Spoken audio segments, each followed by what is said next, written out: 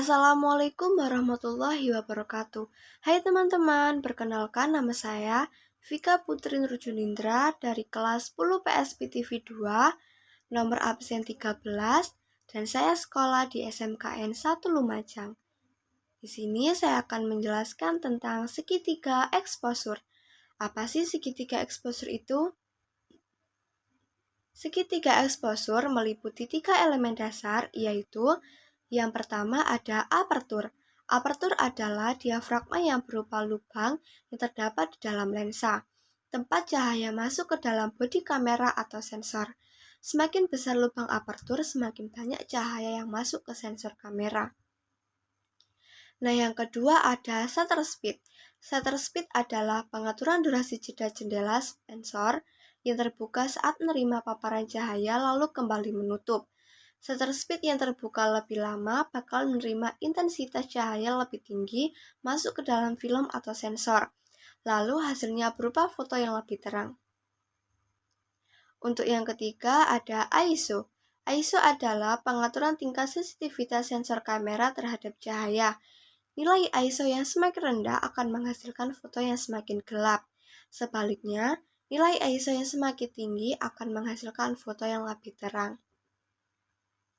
Nah, di sini saya sudah mempraktekkannya. Saya menggunakan yang pertama objek manusia dan yang kedua menggunakan objek handphone. ISO yang saya digunakan adalah 6400. Untuk mendapatkan gambar dengan cahaya pas pada berbagai kondisi, ISO kamera sangat dibutuhkan saat kondisi low light agar pencahayaannya lebih terang. Tapi, untuk mengurangi noise pada kamera, usahakan gunakan rentang ISO yang paling minimal saja. Nah, yang kedua, shutter speed saya menggunakan 1/320. Merupakan kecepatan rana ketika menangkap gambar suatu objek.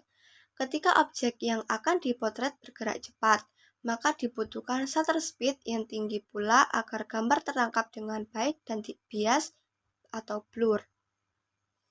Nah, yang ketiga, apertur saya menggunakan 5.6. Apertur sering disebut sebagai bukaan. Apertur adalah bukaan diafragma pada kamera yang berfungsi mengatur jumlah cahaya masuk ke dalam sensor. Semakin lebar lubang tersebut, maka semakin banyak cahaya yang masuk.